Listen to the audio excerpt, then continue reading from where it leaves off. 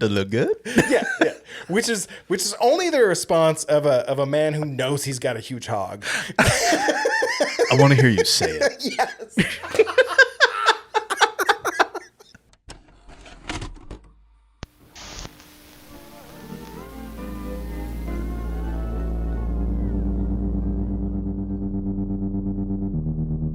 What do you know about two certified bangers?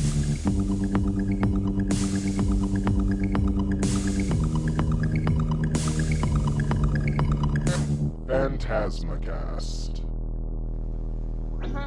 Welcome back to PhantasmaCast, where we talk about our favorite movies 2 at a time. And you should too. That was excellent. That was excellent. I'm guy number 1. I'm guy number 2. And today we're going to be talking about 2 movies that are near and dear to our hearts. Yes. Erotic thrillers. When it comes to erotic thrillers, you could really just put any 2 of them together and come up with something interesting to talk about. Yeah, you could come up with any reason to be like, this one made me excited. Yeah. Body Heat and American Gigolo. Unfaithful and Fatal Attraction. Basic Instinct and War of the Roses. I was just thinking Michael Douglas now. But yeah, I think it's a big genre, you know, Yeah. and it was very popular during a very specific time frame. Mm-hmm. And so we decided to go with 1984's Body Double by Brian De Palma and 1998's Wild Things by John McNaughton. And it could have been for no other reason than they're just fun. They're a lot of fun. But I have 2 warnings before we really get into it. The first warning, we're going to be talking a lot about some adult themes, including references to sexual assault. So if that makes you uncomfortable, this might be an episode you want to skip. And then warning number 2, and this is a warning straight from Brittany. Okay. If you have not seen Wild Things, stop what you're doing and go watch it right now, and then come back. We'll save you a seat. Yeah, because going into this unspoiled makes it an incredible viewing experience. Because I showed it to her for the first time a couple months ago, and the shocked face every time we had a big drop was fucking worth it to see. Yeah, when I was describing this to someone that's never heard of it, every plot twist was like, oh damn, and I was like the Whitest Kids You Know skit where he's drawing the guy, he's drawing it keeps getting worse. Yeah, he's like, I'm not done yet. I'm not done yet. So yeah, there's gonna be a lot of spoilers. I don't want you to get spoiled, so go back, watch it, and come back. Quick reminder. The best way to listen to new episodes is how, Derek? Subscribe on Apple Podcasts or Spotify or YouTube for PhantasmaCast. You can also catch us on Instagram or TikTok with our handle @2CertifiedBangers, or just look up PhantasmaCast, all one word. Yeah. So go do that while you're watching Wild Things, and then come back. Yeah. Don't do it. Don't get distracted on our beautiful content. So why these 2 movies together? Just I think they are pretty much like the pinnacle erotic thrillers of their decades. Really, back when decades meant something. You can definitely tell these are from different decades. Not too far apart, but they deal in the erotic thriller in totally stylistically different ways too. So these aren't movies where you're going to be like, oh wow, a 1-for-1. Really, there is only like one 1-for-1 moment in that, and I can talk about that when we get to it. But Body Double is an 80s thriller. It's a very much of its time, and then Wild Things is a 90s thriller of like legalese and like skirting the law with loopholes and being twisty and sexy. Yeah.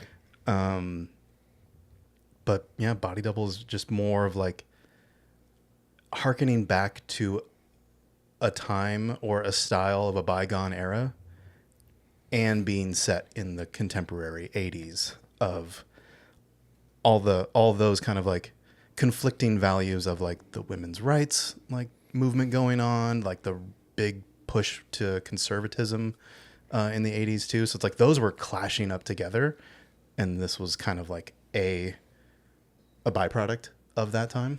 I think these two movies are, they've identified, I think, the singular thing that like really works about the erotic thriller, and that's the femme fatale. Okay. And like there are two movies that are like 100% shot from like the male gaze.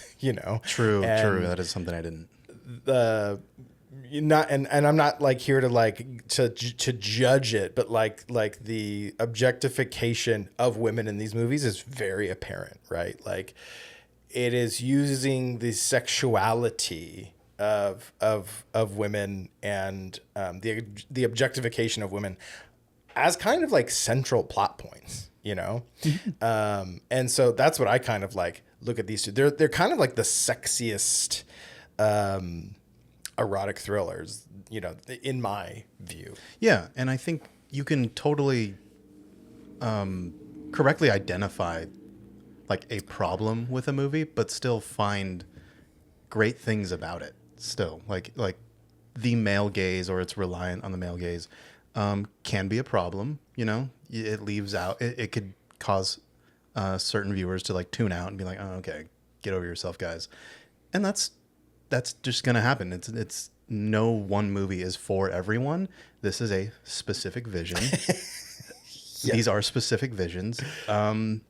Specifically body double, I think. Yeah. Like De Palma is a certain kind of man, and I can't wait to hear what you have to say about that. Yeah, I will be talking about it. Take us on the body double adventure. Okay, here we go. I got the Twilight Time Blu-ray of it, and I want to specifically mention that because I think the back of the box description here is kind of bad, but I'm going to read it anyways, and then I'll read a better one that I found. Okay. Body Double. Another Brian De Palma gloss on Alfred Hitchcock. Body Double, 1984, is a dark thriller set against the sleazy backdrop of bad filmmaking, from horror to porn.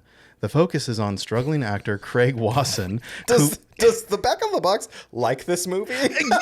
That's the first sentence, Jake. That's what I said. As soon as I read it, I texted you and said, "Yo, this sucks." I don't think they like this movie at all.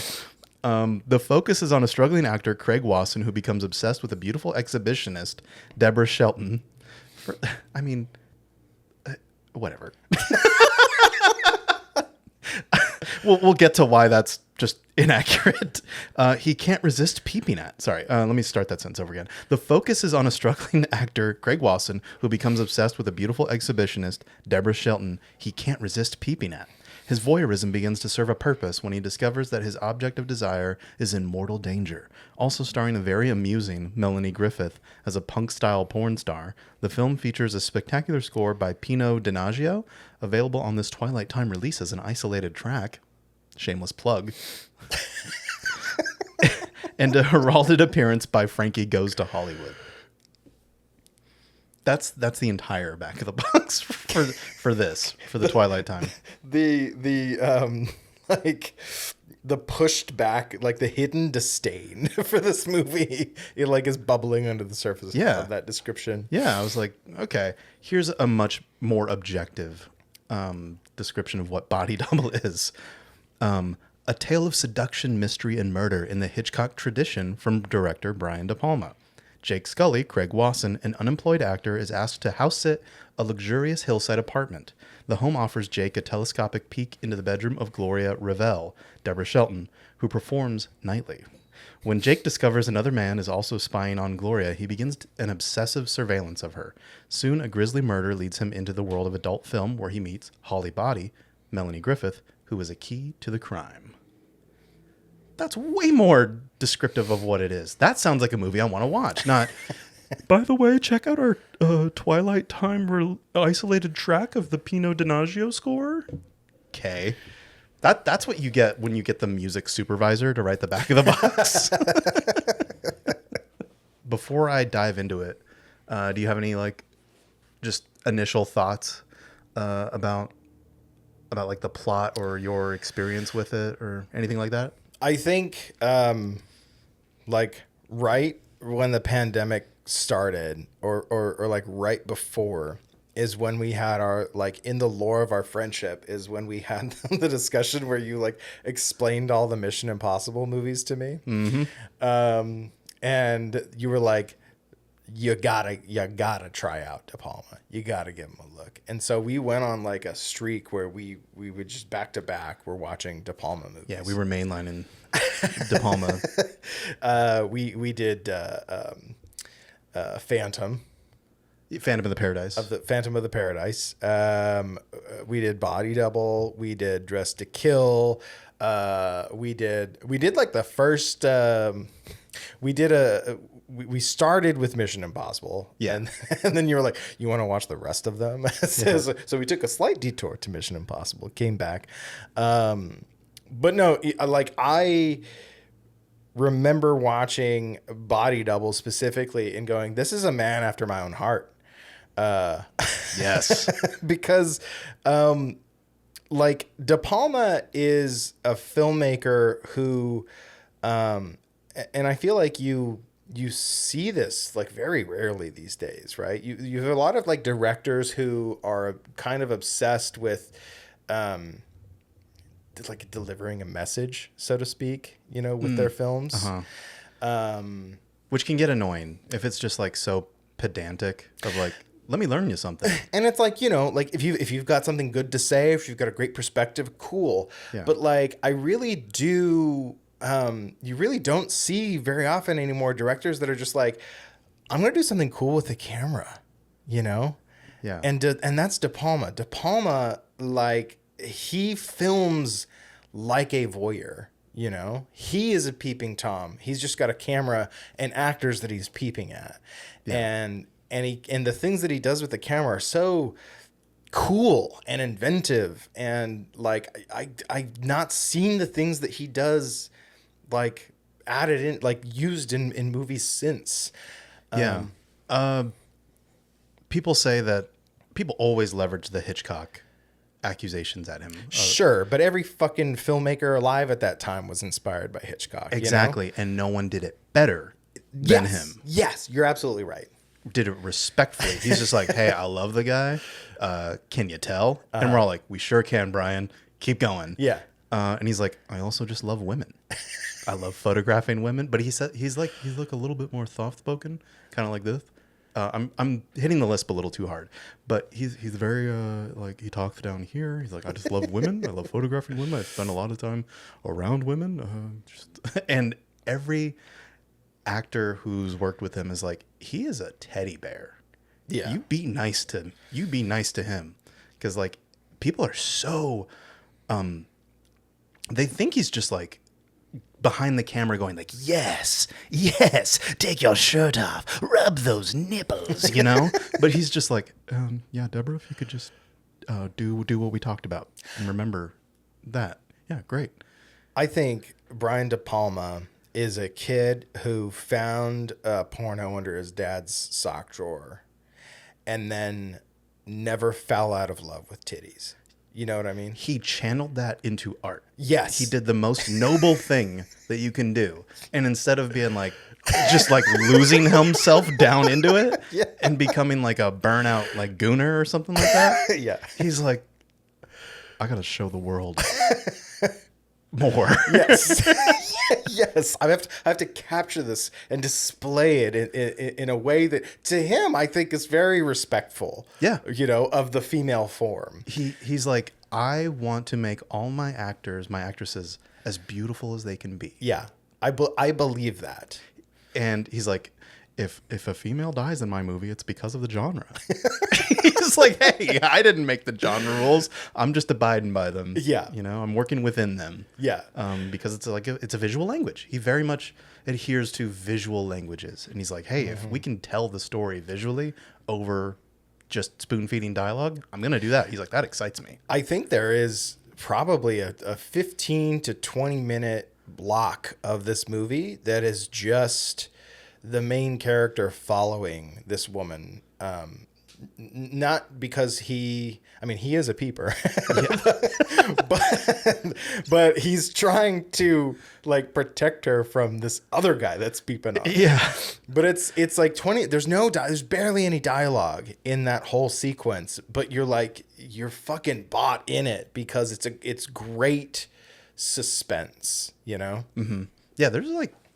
There's several stretches of like sequences in this movie where there is no dialogue, where he's just going through a change. Like after he, I don't think he gets fired, but the movie opens right with him, as a vampire for this low budget horror movie. He's in a coffin and he's supposed to like look at the camera, but when he looks, he kind of like freezes and he's like, and they're like, Jake, what are you doing? Jake, are you okay?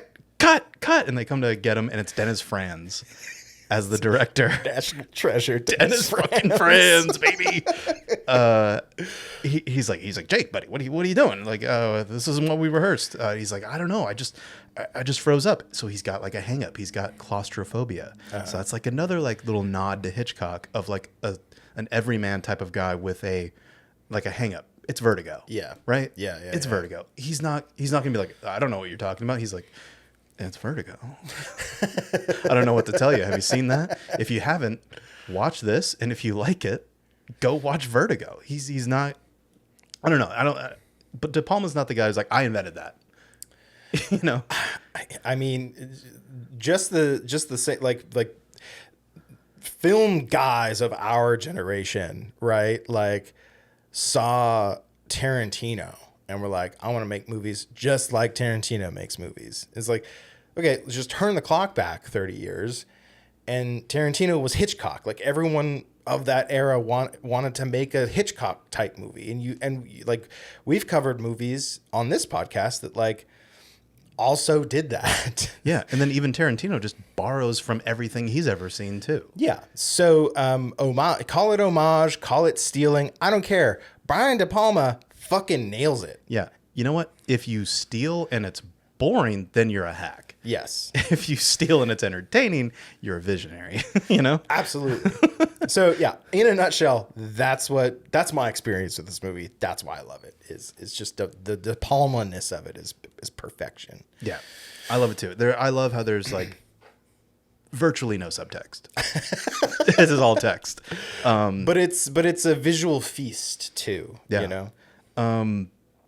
It's like a visual feast, and then there's also that interesting moment that is not mentioned in the like plot description at all. But when he like starts to get in contact with Holly Body, Melanie Griffith, who is the daughter of who? Tippi Hedren, who was in The Birds. Exactly. Yeah, we both did our research. High five. Yeah, so my man not only loves Hitchcock, he has like ingrained himself in Hitchcock ancestry. And he's like, oh, that's interesting. And then he like runs around the corner. He's like, yes. Anyways, Melanie, yeah, sure, you can work on this film. It's like my film friends are gonna fucking think I'm a legend. And he didn't meet her on this film. He met her on Scarface because of like work that he was doing with her husband, and I forget what role he was playing at that time. But in the lead up to Body Double, she was not initially considered. I don't know if you know this, but he was looking to hire a real adult film star, and that was big, like a big no-no, because Hollywood does not. Hate's a strong word, but hate is the correct word. Hates adult film stars. They're like, those aren't real actors. Those aren't real movies. What are you doing? Because he brought her to the lot to audition. Mm-hmm. And you get that in a scene in the movie too. Yeah. Yeah, like some real adult film stars in there, and he like shot those little like softcore segments. I love the trailers for the Holly Does Hollywood. Yeah. Just like Holly Does Hollywood, brings porno to where it should be, in the gutter, like those kind of little blurbs on the top of the trailer. But yeah, Brian did his, due diligence for that character, for the Holly Body character, by talking to actual adult film stars, and he was going to hire her. He like put her on the lot, auditioned her, did a lot of extensive interviews with her, and asked for her input on the character. But the make it or break it part was he didn't feel like she could flirt anymore, like not in the way that he wanted for this movie, at least. Okay. And who was this? I don't remember her name. It was in one of the special features. Okay. I think, an adult film actress. Yeah, yes. I think he kind of like goes out of his way to not mention her, maybe to like not like, hey, don't look her up and harass her or anything. Gotcha. Kind of thing. But eventually word got to Melanie Griffith, and she's like, Brian, I would love to do this. Like, come on, hit me up. And that's how that came to be. And let's see, what else did I put about that? Oh, okay. Melanie Griffith is so adorable. She has big Meg Ryan vibes, by the way. And she actually says that often she'll get stopped by people and be like, Meg, and she'll just play along. She doesn't want to break their hearts. She's like, yeah, that's me, and she'll do stuff for that. And I think she also said that Meg Ryan gets stopped as Melanie. So there's another body double for you. Mel. She calls that woman, that adult film star, the porno queen. So she's like, yeah, I was, getting notes from the porno queen, and I adopted a lot of her mannerisms. And I tried to be respectful in my portrayal. Like, I didn't want her to be like a dumb blonde. I wanted her to have her own like opinions and like goals, and not just be there to be someone to have sex with, really. Yeah, and you see that in the scene where Jake has brought her back to that house he's staying at. Yeah.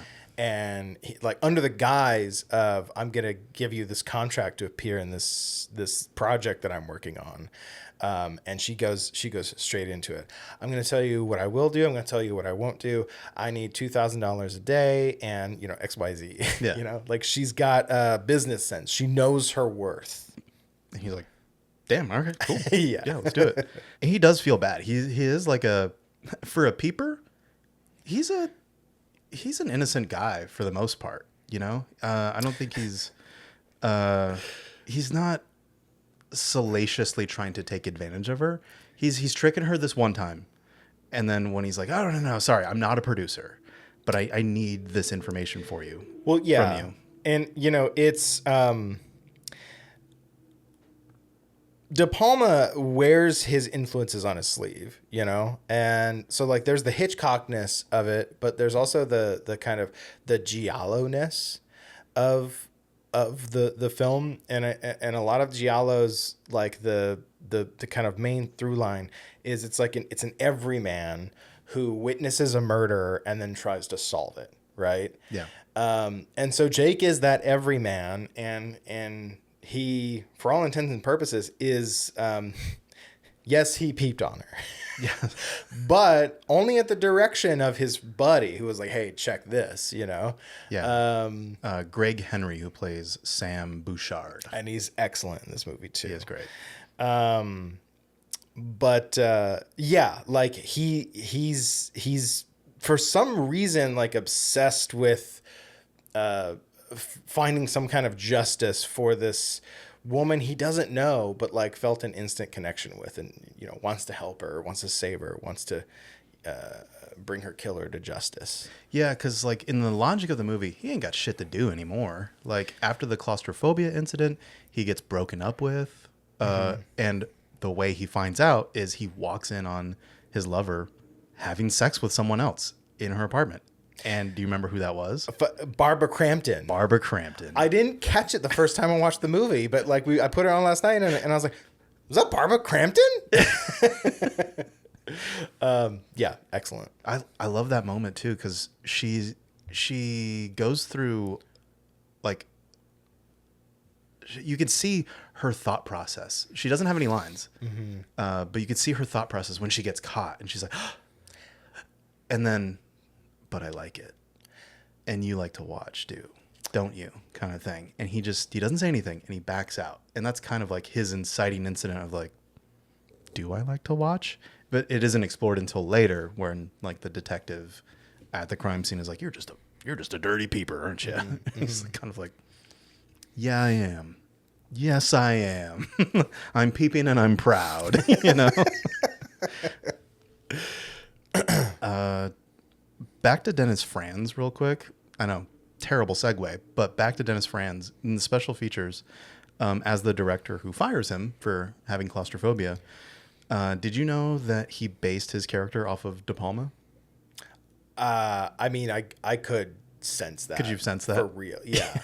Yeah. What was it? There's the scene where he like gives him direction and he sits down and there's everyone's, busybodying behind him and he's like, I need to think. And everyone gets quiet and he just goes, and then like centers himself. Yeah. And I was like, that feels like De Palma. That feels like a De Palma thing. I think that may be the end of the movie, actually, which was supposed to be at the beginning of the movie with the actual use of a body double that they were using.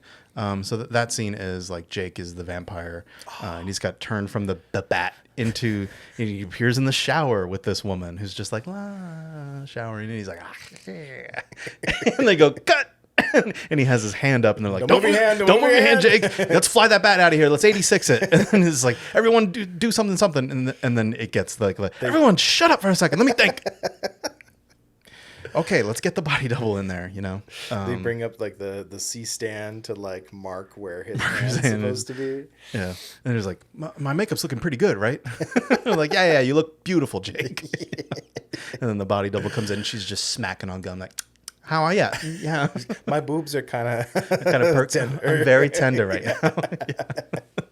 The camera pans down and then we get credits over full screen of tits. Brittany was watching it with me and she goes, that woman is an entirely different complexion from the main actress. What is this? Me, I had nothing to say. I'm just like, they're going to color correct it a little bit. Maybe. Yeah.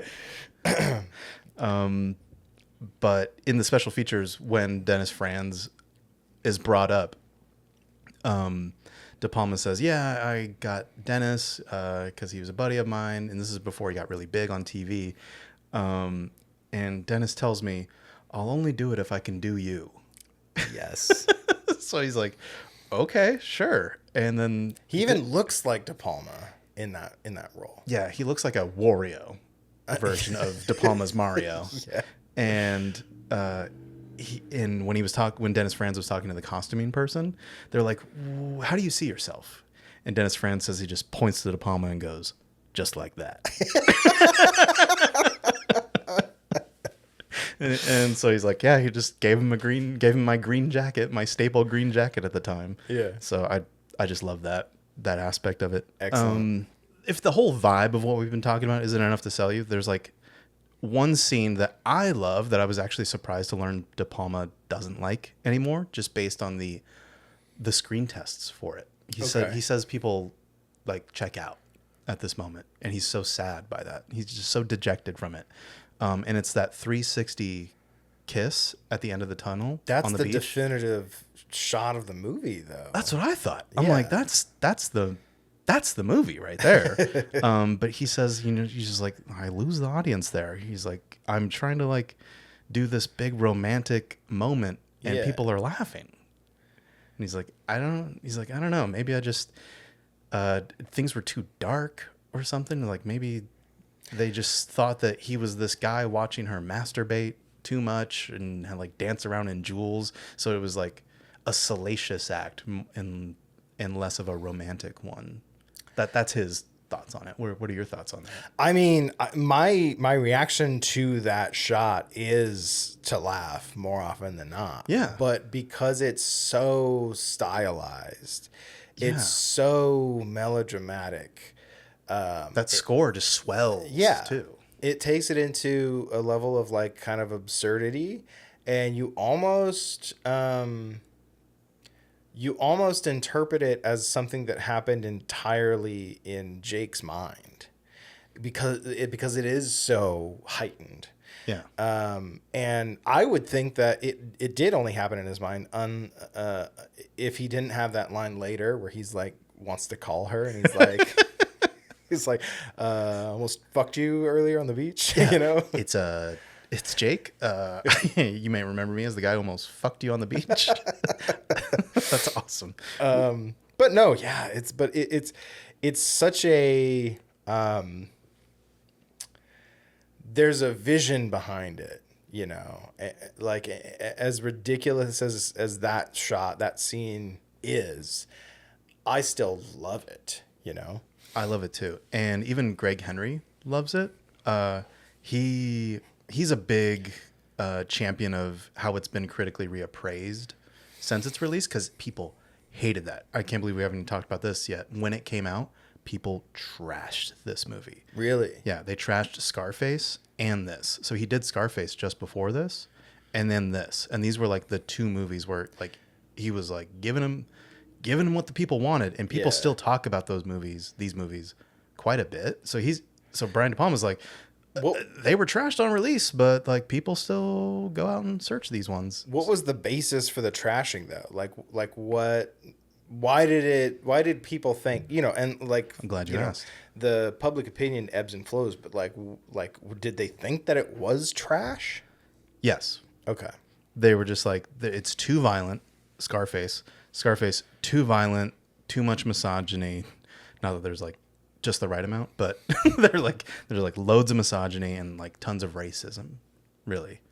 And like fair, it's still an entertaining movie. And I don't think it's a movie being like, this is great, we should have more Tony Montanas. It's just like, here's what a guy like this can do in our like heightened Hollywood storytelling way. And I don't know, I think a lot of that again had to do with the political climate at the time of like the women's rights movement kind of like having its big moment. It's like, I think it was the second wave in the 70s and 80s. And then there was also just, you know, the rise of Reaganism in the 80s too, of being like, oh no, like conservative values. Right. So the sexuality has a mark against it, and the misogyny puts a mark against the movie. Yeah. And then, you know, just, I'm not going to excuse the racism, you know, just the Cuban aspect of it. But I think their reasoning behind it. They were like, he's Indian. They called him Indian. In Body Double? Yeah. Okay, yeah. Pushing up to, I was mostly talking about Scarface, but the same like not accusations, the same criticisms were lobbed at Body Double too. And I think the violence one is a little less warranted in Body Double because there's only like one very pointed instance of violence. The misogyny, sure. Yeah. The racism is, the character of the Indian, which you only hear about through the detective, really. If you just watch the movie, like the text of the movie, it's really like after the murder happens, after Deborah Shelton, oh my God, Gloria, after Gloria is murdered, and Jake like sees it. Yeah. You know, this guy, the Indian, who was previously just like a big fucking guy, like big pockmarked. I think he looks like Jaws in the 007 movies, you know? Uh-huh. So in my mind, I'm like, that's just a Jaws type guy. Just big guy, fucked up grill, aviators, long black hair and a ponytail. I just thought it was a big dude with a fucked up face. I clocked him as a guy who survived like leprosy. Oh. Before I clocked him as an Indian. Okay. You know? Like, yeah. So it was only after the murder that the detective was like, okay, well then how do you explain this Indian character? Yeah. I was like, the Indian? What the fuck are they talking about? Yeah, you kind of took a double take and you're like, oh, that's who they're talking about. Yeah. But then in the special features, unfortunately, they do confirm that was like in the script and that's what they were going for. Yeah. So I was like, all right. Brian De Palma was born in 1940, though. Okay, so he's not going to have perfect politics at all. But I think we talked about it earlier about like people trying to have perfect politics kind of make imperfect movies, you know.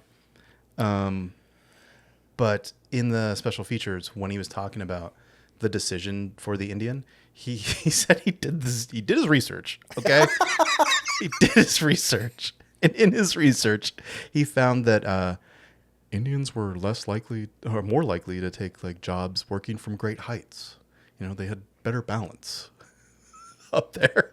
What the fuck are you talking about? Exactly. So I'm like, all right, Brian, I'm sorry. They were right about that.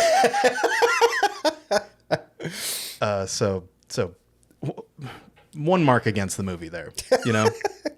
Well, you know, I never really want to approach a movie from like the point of view of like, you know, is it morally acceptable or not? You know, Yeah. I just, it's a movie, you know. Yeah. I like it is just it's a fantastic erotic thriller where, you know, the plot starts from sexuality, right? You've got this rear window moment where he's looking in on a woman doing this outrageous fucking dance that is clearly for the audience, Yeah. you know? And his buddy's encouraging him. He's like, hey, she does this every night. Yeah. Check it out. And, you know, that's what I mean by like the male gaze, right? Is like this woman character is like, she's not doing this for herself. And I think she's supposed to be masturbating too. Yeah. Like clockwork. Yeah. To which Brittany was like, no, woman. And I was like, I know. There is a reason in the movie, though. There is. Yeah. But like everything kicks off from this like sleazy thing this guy does. And then it snowballs into like a murder thriller kind of thing. And that's what's fun about it is you know as much as Jake knows, and so you're with him on this ride. Yeah. And it just so happens that like we get to kind of like dip into the world of like pornography in Hollywood during the 80s too.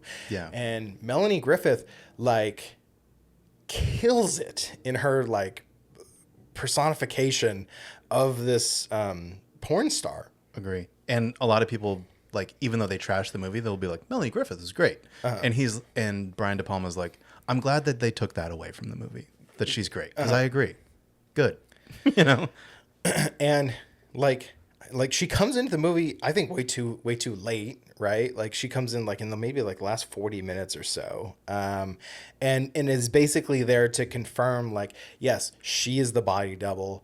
He was meant to see this performance. Yeah. So that he could serve as a witness that would essentially give the husband, Gloria's husband, an alibi, you know, or it would deflect any suspicion of him being the one that killed her.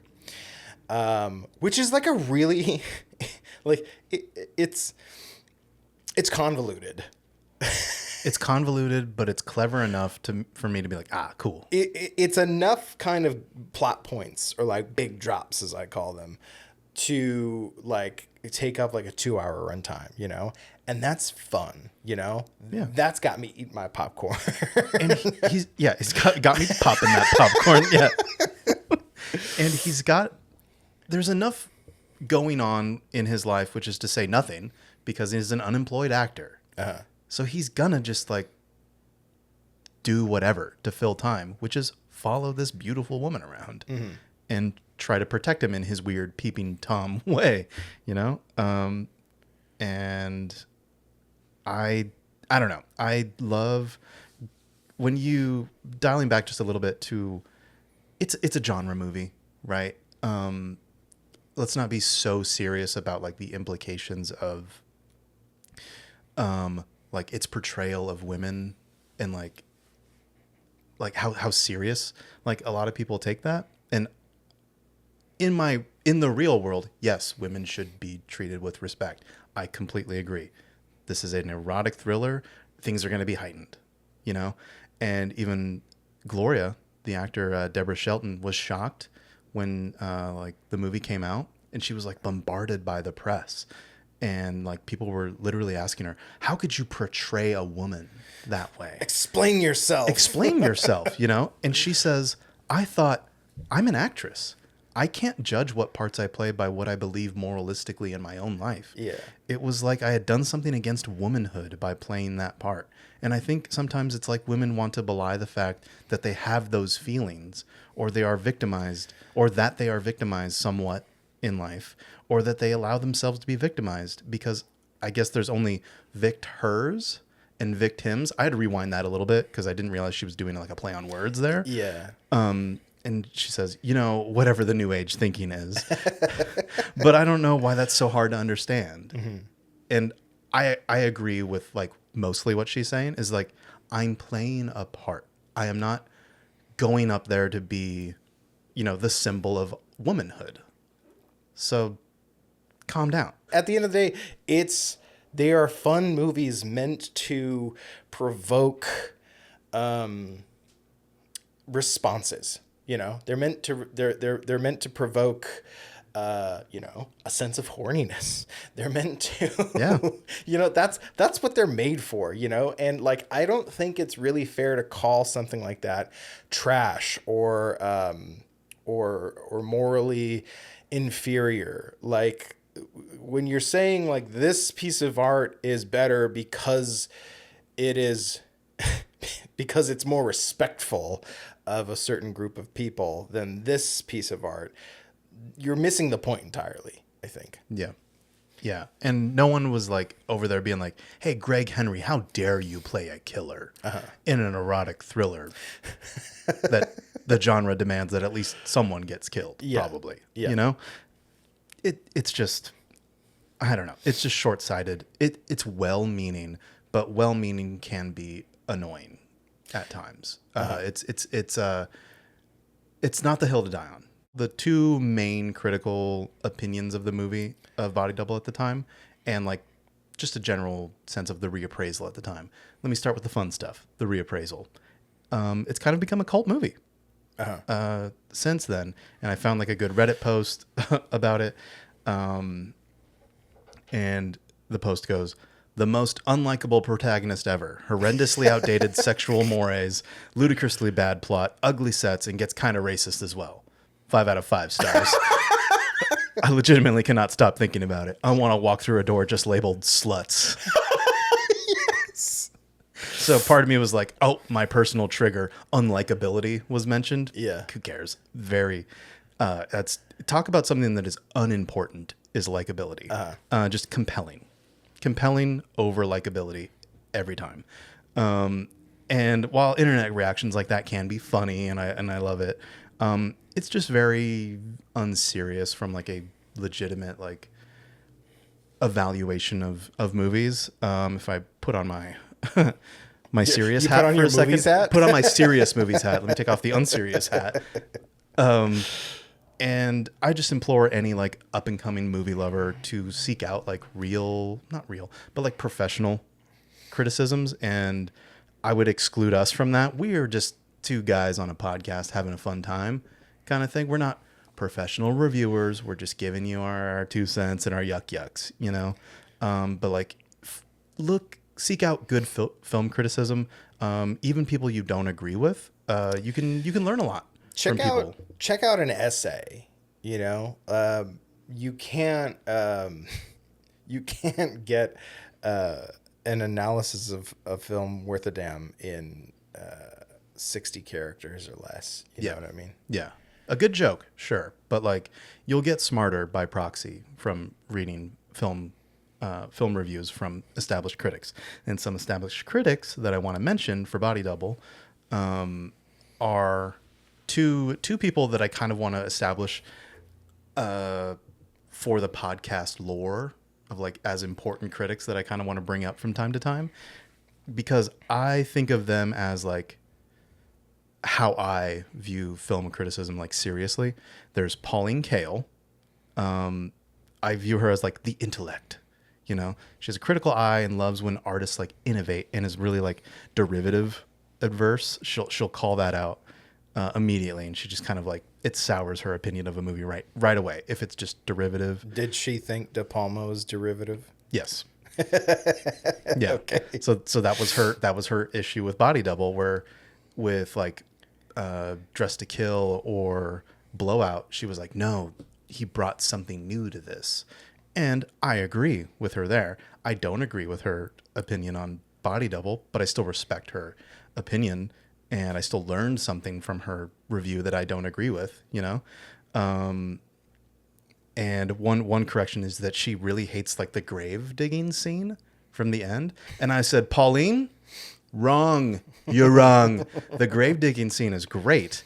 Specifically the moment where Jake is walking up after, you know, he startled the dog and the dog is like chased the Indian away. He's walking up and he's like, Holly? Because the Indian has put Holly in the grave. He's dug a hole and he's put her in this grave, but he's nowhere to be seen now. So he's like, okay, here's my chance to go save her. So he's walking up. He's like, Holly? And we get this shot of the camera going into like peering over into the hole. And then there's a cut there that we don't see, because then the next shot we get is of Jake coming out from the shadows and looking into the grave. And I missed the mic on that. So I'm going to say, and looking into the grave like that. And I was like, whoa, like that moment was like, shit, that was a really good cut. So there's art to be found in that grave digging scene, Pauline. Okay. I was just not derivative. That was a little moment of ingenuity there. And then the other critic that I will frequently mention is Roger Ebert. I don't always agree with him either. I disagree with him more than I agree with him. Yeah. I respect the hell out of him, though. And I think he's more like the layman's critic, because he's still critical and very studied up on film history, but he's not above like lowbrow entertainment. You know, he'll still like the Adam Sandler movie from time to time, which he should. There's still fun stuff to be had in those movies. So he doesn't like stick up his nose at a lot of movies that like Pauline Kael definitely would, you know? And he loved Body Double, 3.5 out of 4 stars. So he's right here.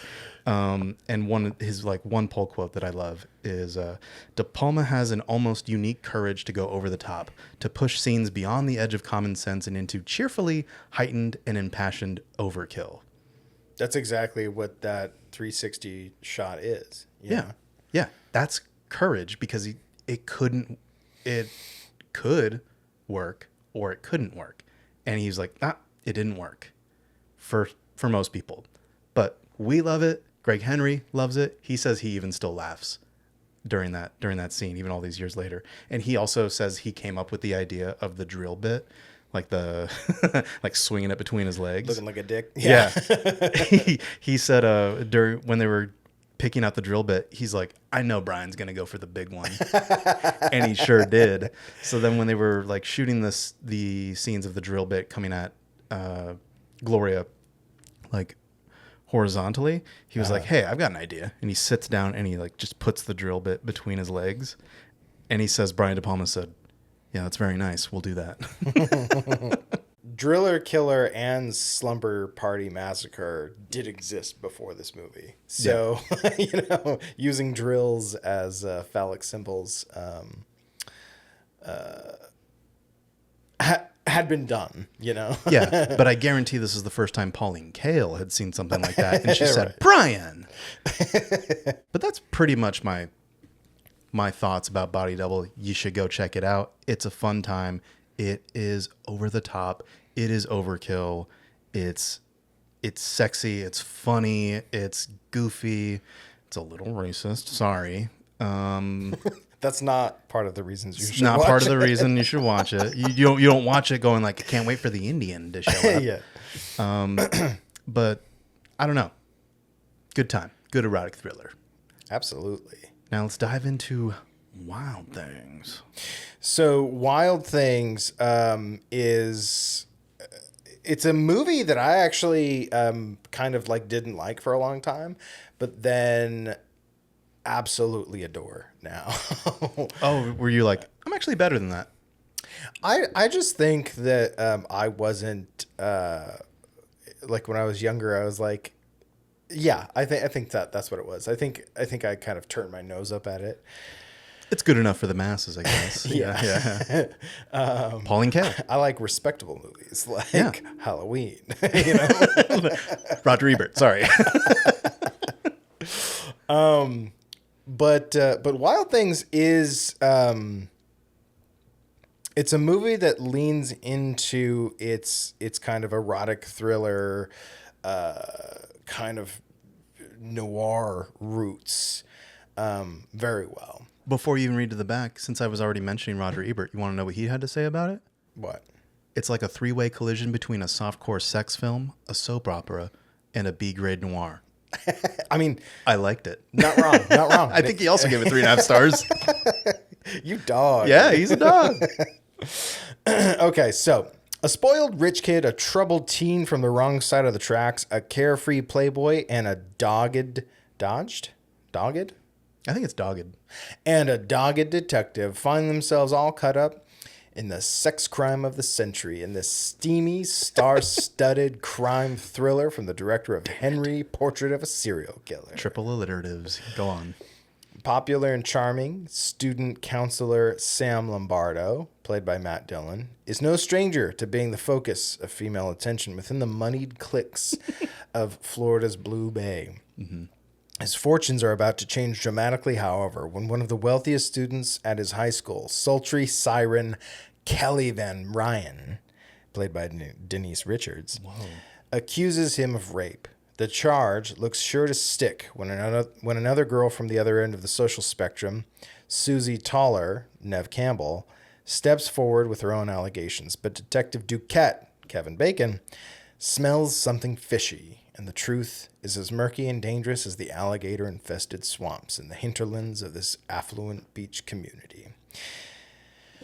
Yeah. That sounds like someone who liked the movie wrote it. Yeah, dude, there's so many like alliteratives in here. It's fucking crazy.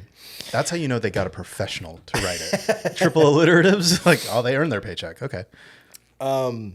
So, you know, I think the movie, it's very driven by its plot. I'll say that. And just to give you these like plot point, these like beats. Sam Lombardo, Playboy. You get the sense that like he's well liked by the student body. I know my effect I have on women. Yeah. I'm well aware of the effect that I have on women. So he finds himself in a position where he's alone with one of his students. They come to like wash his car. But she's giving him this eye the entire time. She's just like, Mr. Lombardo. You know what I mean? She's giving him such fuck me eyes that she has hypnotized her friend to like give him fuck me eyes too. Yeah. She's like, you need your coupon, silly. Like, you gotta go get your coupon. She tells her friend to fuck off. Yeah. She goes inside the house with him. We cut away. Time goes by, and she comes out looking very disheveled, and like her clothes are ripped and everything. Something very bad obviously happened in that house. Yeah, not to like an extremely exaggerated degree, but like enough where you're like, "What's up?" Yeah. So like it comes, we come to find out Kelly Van Ryan, played by Denise Richards, she reveals to her mother, Teresa Russell, that Sam Lombardo raped her. And so her mother, she is a rich socialite, very connected to the community. She goes on a fucking warpath. Yeah. To not only like get him put behind bars, but also to like destroy his life. Yeah. Everywhere. Because she has skin in the game. She used to fuck him too. Oh yeah. They used to have a thing. Yeah. There's that scene where like Lombardo's driving her home driving Kelly home, drops her off, and then her mom comes out in like her underwear, basically. Yeah, like that robe. She's like, "Is that Sam Lombardo down there?" and then you cut to the car, and the other guy, Jimmy, that's in the car, is just like. He is just agog. He's like, all these women are throwing themselves at him. I got to learn how to sail. You are a fucking god, sir. So like right out the gate, the movie like wears its sexuality on its sleeve. The whole movie is oozing with fucking horniness. I'm certain that there is like a what's it called? Like a subliminal audio track embedded in this movie that is going the whole time. Well, I mean the score does have a lot of these kind of like not necessarily like moans, but like just like women kind of like doing like a desirous exactly. Okay. Yeah, I think it's George Clinton. Yeah. Right? George. Yeah. So you're not wrong. The soundtrack is definitely like subtly trying to like put you in like a certain kind of state, Yeah. if you will. Yeah. And that's if you watch the movie with the sound on. Sam is arrested and accused of raping Kelly Van Ryan, of raping the daughter of basically like the richest family in Blue Bay, you know? Yeah. So he goes to the only lawyer in town who will take the case, played wonderfully by Bill Murray. I think so too. When you first see him, he's in this like neck brace, and you're like in the whole scene, like, are we ever gonna address this neck brace? Yeah. Matt Dillon is just like, I gotta ask, what happened? He's like, oh, this. He takes it off. I just have to wear that for the insurance people. Yeah, the insurance people were by earlier. Yeah. You know, he's like, okay, I know what guy that is. Yes. Okay.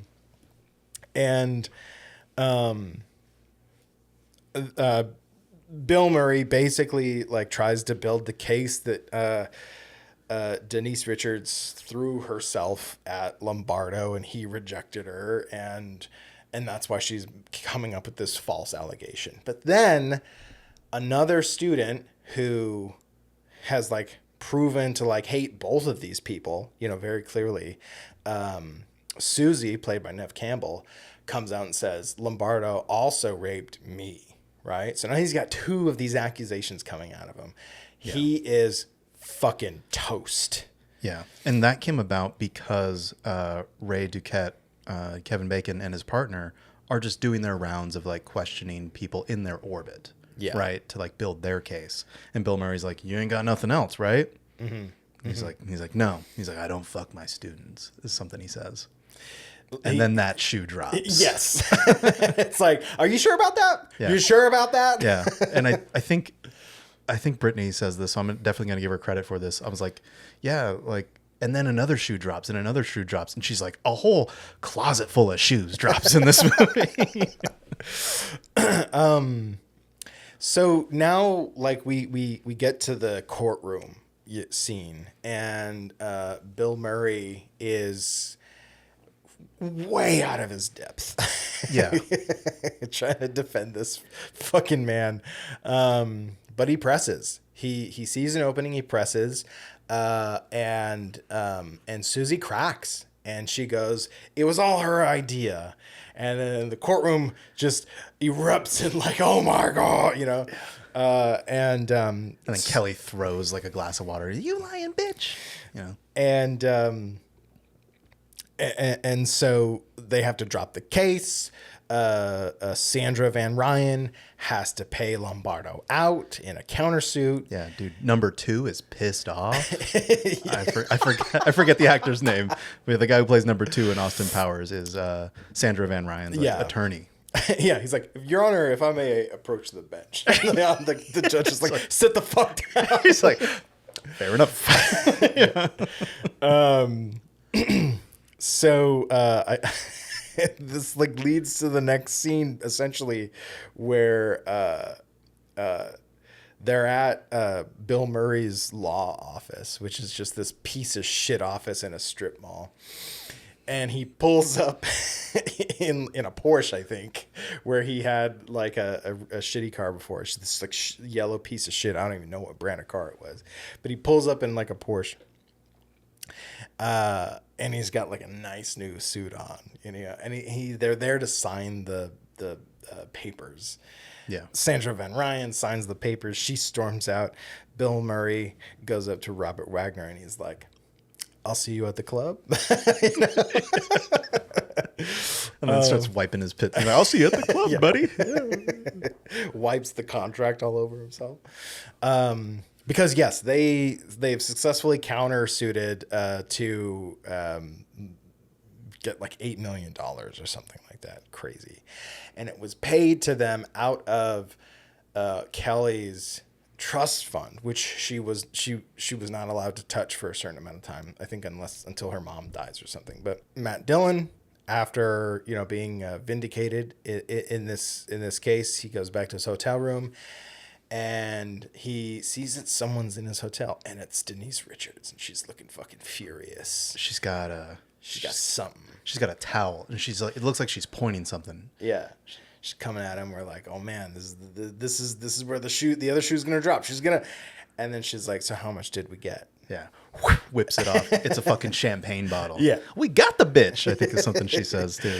So it's not only that. Then Nev Campbell comes in. She's like, what's $5 million split 3 ways? Yeah. And then you're like, oh shit, they're all in on it. Oh my god.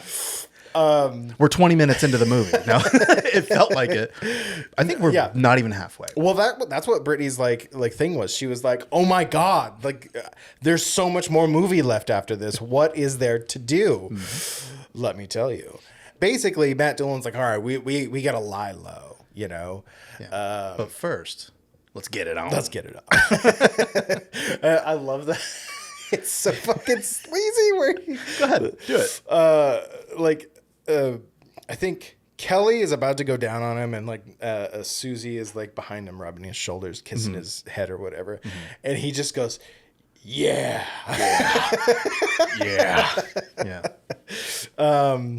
Matt Dillon does such a great job in this movie. As someone who has never been employed as a what is he? A student counselor? A counselor? Yes, I would agree. But any student counselor probably watched this and went, "Oh my god, I'm gonna get so many emails or letters about this." Because like before that 3-way starts, he like gets on his knees and he lifts up Kelly's like skirt and pulls down her underwear. We get a nice ass shot there, and he's like, "There's." He says some like double entendre about like getting to know the student body or something like that. And I'm like, oh god, but like, yeah, that's the line. That's the line you gotta have there, I guess. Yeah. In a like post Me Too world, this movie is very uncomfortable to watch at times because it crosses a lot of lines. Before the lines, I mean, the lines were there, right? This is 1998. This is not that long ago. So even for 1998, this is pretty fucking scandalous. Even more so now. Yeah. You know? So it's pretty shocking to see like this counselor teacher figure, like not only is he having sex with minors, he's having sex with his students, 2 of his students. They're on board with it. Who just like faked a rape allegation to like get a, so like there's a lot in this movie for people to kind of be like, well, this is sleazy trash. And it doesn't do a lot of good for, women. No, it's taboo gumbo. Absolutely. Yeah, absolutely. And I'm not disputing that because, but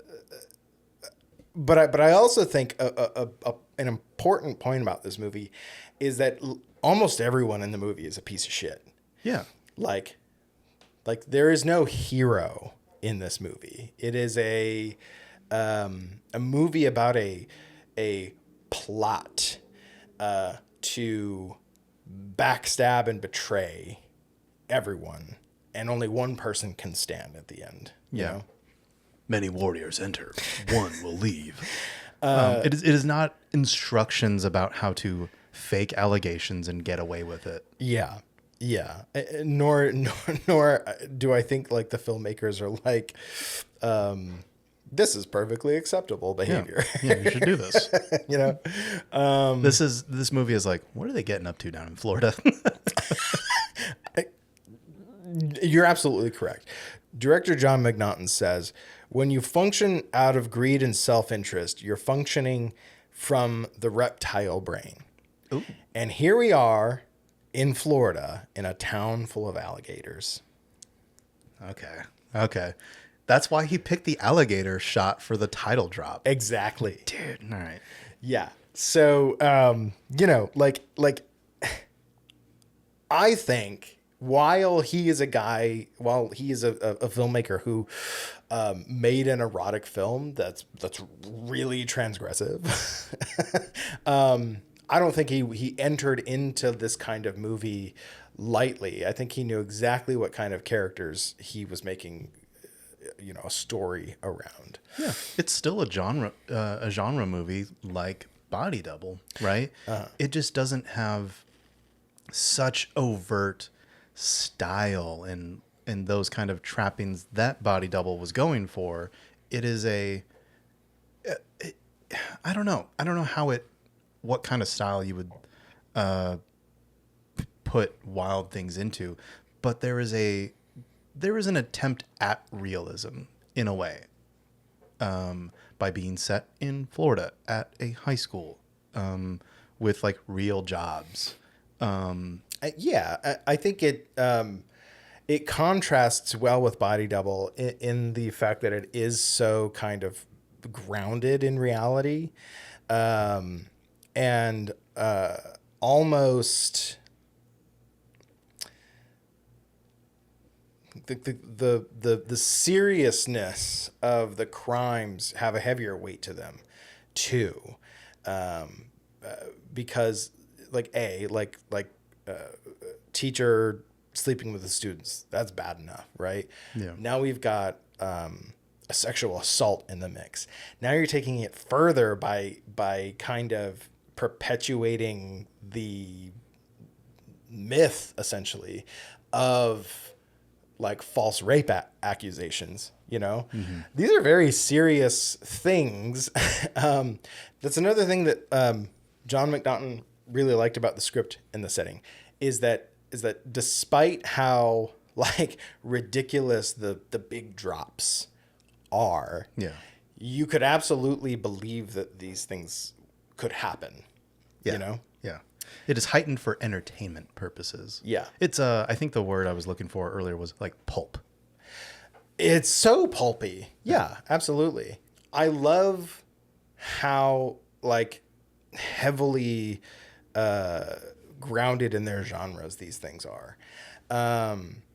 The erotic thriller in itself, I had to think about it a little bit, and I was like, oh man, like this really is an offshoot of the film noir.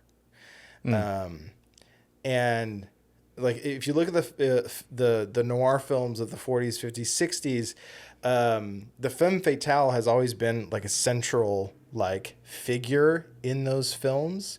You know, the strong woman who manipulates the main character, you know, and she uses her wits and her, not her sexuality per se, but her sensuality, right? Because we're dealing with a time, you've got the Hays Code, right? That really just like prevents filmmakers from putting specific things into their movies. So you kind of have to dance around the sexuality. Yeah, even just like basic like kissing of another person, it's just relegated to like kind of like longingly being close to someone or like rubbing your cheek with them, because that's how restrictive it was. And that's where you kind of get melodrama, you know, like they're like, okay, well, we've got to make that look heightened, you know? Yeah. And so, you know, the erotic thriller enters the fold, like as time goes on. You can start to show nudity you can start to show this high level of violence. Female characters can start to use their sexuality over their sensuality to entice and manipulate male characters. The guy characters in this movie are fucking morons. Yeah. They fall for the plot hook, line, and sinker. Because what we haven't revealed yet in the plot is that basically everything was coordinated by one person, and it was Susie. Yep. Everyone underestimated her constantly. And she knew to put on a mask, much like the killer and body double put on a mask, to sort of hide her tracks in all this. Yeah. And like her whole thing, Susie's whole thing was that back in the day, Kevin Bacon did a thing, which was like kill one of her friends, I believe, because her friend like stepped in because Kevin Bacon was like getting rough with a sex worker. And he's like, hey, knock it off. And he says, I'm a fucking cop or something. And he just kills him. And then got her sent away because she for a drug witnessed it. charge. Yeah. Yeah. Just puffed up drug charge and just did that to be like, because I can. And she did not forget that. It is referenced very briefly at the beginning of the movie, but Davey. Yeah, Davey. And then like the main plot kind of like takes over from there, but the seed was planted there. Yeah. And it comes back. It blossoms later. So then yeah, when Kevin Bacon gets caught up into it and he goes down this like rabbit hole of like, okay, sure, like the verdict has been delivered, he's innocent and stuff, but you're all falling for the act. Here's what's really going on. They're in on it. And everyone's kind of like, all right, dude, like calm down. Like Sandra Van Ryan doesn't want us looking into this. You know? Like the ink is dry on the countersuit guy. Like fucking knock it off. Yeah. And then he is like convinced that Sam and Kelly have like killed Susie. And he like finds her tooth. And he's like, the DNA test is going to prove it. Like, I'm going to be vindicated, basically. And I forget what the tipping point there is for that, but he gets fired. He's told to knock it off several times. Yeah. And it all culminates with he's gonna go and he's gonna confront Kelly one last time. Yeah. But again, another thing happens behind closed doors, which ends up with her getting shot. With both of them getting shot, but Kelly dies. And then he gets discharged. And then that kind of like, you kind of hear it in the background, but like the police conclude that like the first time was maybe an honest mistake. Davey. I don't even think they mentioned his name, but we know what incident they're talking about. Yeah. Then like the second time, it could be a coincidence. There won't be a third time. Yeah. Goodbye. Yeah. Kind of thing. And then I think we cut to like a beach scene, and that's where Sam is chilling, and he walks inside, and there's someone in the shower, and we open the shower door, and it's fucking Kevin Bacon, and he turns around and he goes, "Hey, partner." Yes. And we're like, you're like, what the fuck? What the fuck? He was in on it too. And then he turns around, and we get to see what the director calls Kevin's bacon. Awesome. Yeah. Full frontal Kevin Bacon. And, something about nudity in this film, that it's a theory that I have developed. It's a little loose, but I think it has enough to stand on its two legs. I'll hear you out. So, anyone who's a part of the plot that you see naked or is objectified somehow,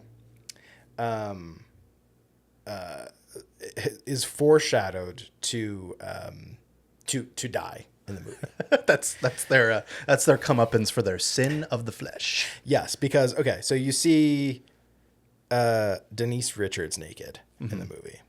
You see Kevin Bacon naked in the movie. You don't see Matt Dillon naked in the movie, but he's in he's referred to as a horn dog, you know, like his sexuality. He's basically called a slut. How many times in the movie? More than one hand. Yeah. On more than one hand. Yeah. So his sexuality is objectified in the film. Who do you not see naked? Nev Campbell. You see her back. You see her back. But I think that lends credence to your theory of her back, right? Nothing else. Exactly. Yeah. And what's even more like wonderful about this theory is that it's completely an accident.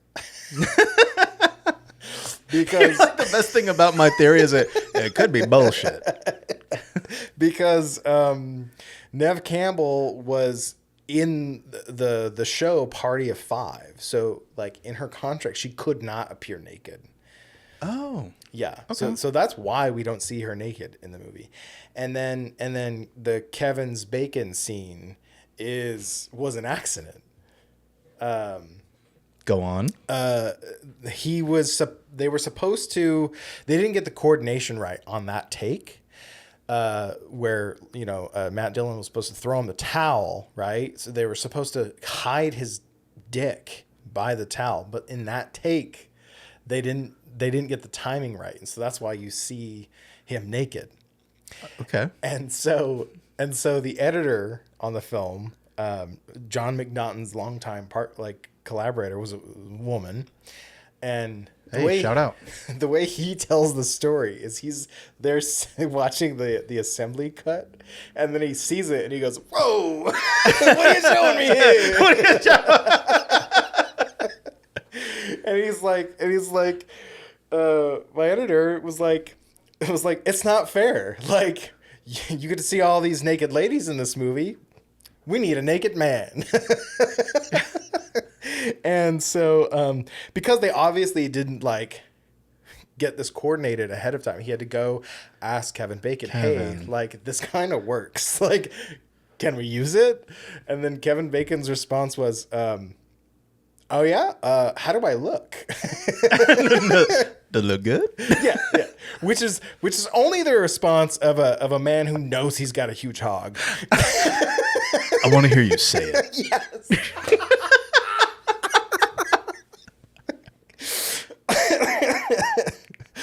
Yeah, he may as well have been like, oh, really? He's like, are you telling me we didn't name the movie after my hog? Oh, funny thing. The original title of the movie was called Sex Crimes. Boring. Which is what they wrote on the... Yeah. Which just gets a laugh. Yeah. Well, no, sex gets a laugh. Sorry, let me correct myself. He's like, the assembly we brought here today is for... Yay, sex. Oh, no. Crimes. Boo. That's what they went with for the European release of the movie, though. Sex Crimes. Yeah, that's funny.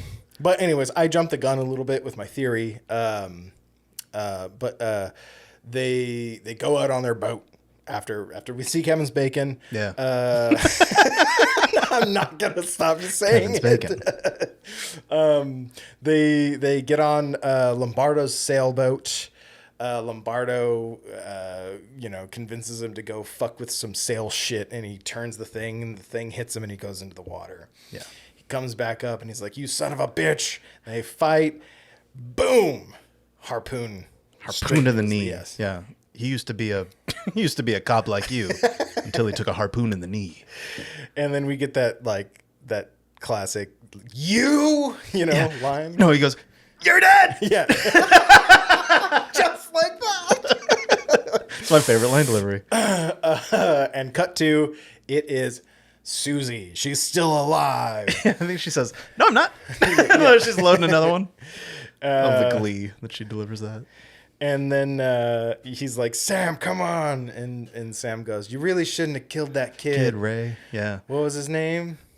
And then it cuts to Nev. Yeah, Grady. Even I'm forgetting it, sorry. She's like, Davy.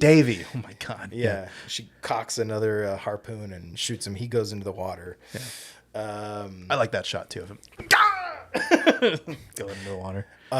Which funny story about that? John McNaughton says that like a stunt guy was like, "Hey, we could catch a shark, cut its teeth out, and like have it go try and bite him."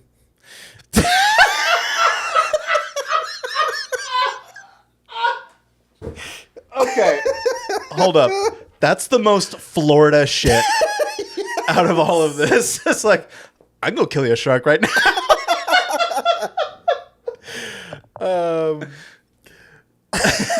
You want a finger, dude? I can get you. I can get you a toe. I can get with nail polish. A jawless shark fucking by 3:30. John McNaughton was like, no, I'm not going to kill a shark for this shot. No, we're not going to do that. We're not doing that. This is Sex Crimes, the film. Throw some fucking respect on it. So then it's revealed she poisons Lombardo. He dies. She sails off into the sunset, and then we get this during the credits. You get these like flashbacks. Yeah, because you're begging how. How was Susie? Because the movie, with all of its kind of cutaways and everything, there's plot holes, and you're like, how does this even work? Then they're like, well, let me show you. You know? Yeah, which I think is like a definitive trait of this movie is plot twists being revealed while the credits roll. Mm-hmm. That's a pretty distinct feature to the movie. I like that. You know, yeah. It gives the audience you're already past the point where the audience's like buildup has been released. Right now, give them a moment to like breathe and just have fun with like the revelation. Yeah, and just sit back and go, yeah, neat. Which was it was scripted that way to have these revelations like happen during That's the credits. cool. That's cool because I think a cynic could be like, well, yeah, they had to fill all those plot holes somehow. You know, Nope. Written that way. Yeah. We talk a lot of shit about about test audiences and test screenings and everything. Sure. But John McNaughton talks about how when they were doing test screenings for the movie, they asked the audience, like, what do you think about characters? Who are your two favorite characters, et cetera, et cetera. They said the audiences all agreed their two favorite characters were Nev Campbell and Bill Murray in the movie. Okay. So the executive producer comes up and he's like, fellas, we got to get a scene of them too. We got to make that the last scene of the movie. So he gives them $800,000 to go back and film that scene. That was the only thing that wasn't written then from the credits? From the credits? I guess so. Yeah. Oh. So they made up the beach to make it look like some like Central American kind of beach, Caribbean kind of beach. And then they got Nev and Bill back, and then they shot that scene based purely on the fact that they were like, we want to leave a good taste in people's mouth. Give them their favorite characters a scene. Okay. I think it slots in pretty damn well because there's that whole line about, hey, like there's an account set up for like Ruby and Walter. Yes. Those two people that she's taking care of. Yeah. So that family. That was sweet. That gives her some nice like little character motivation other than just like fucking over the people that have wronged her. Is setting up the people that were there for her too. Yeah. And I mean, like we didn't mention this, but like if you pull back even further, I think it's revealed that she's like the product of rape herself. Yeah. And that the man who did it to her mom was A. Van Ryan. Yeah. So she's getting fucking blood revenge on this family. Yeah. In her essay, Let's Twist Again, Sex, Murder, and the Late 20th Century Hollywood Thriller, Ann Bilson makes a really good point. She says, much of the pleasure in rewatching a film like Wild Things comes from realizing that some of the bad acting was deliberate and trying to work out which characters are privy to what information at any given time. Of course, further viewings also reveal plot holes and implausibility. There's an out-of-focus shot from Susie's point of view just prior to her supposed murder, indicating she's drunk and vulnerable. In the reveal during the end credits, though, we're led to believe she was sober enough to almost immediately join with Sam in faking her own death. There's no one else in the frame. So, who is the out-of-focus shot supposed to fool? With a sinking feeling, we realize it's us. Susie has been conspiring with the film itself to pull the wool over our eyes. In the preposterous thriller, the ultimate fall guy is not one of the characters, but the audience. That's a good one. I have a body double take on that too, but that's good. Yeah. So I guess my point is, what I think really connects these two movies specifically together is because of who directed the films, right? These two men that had a very specific kind of vision for these films.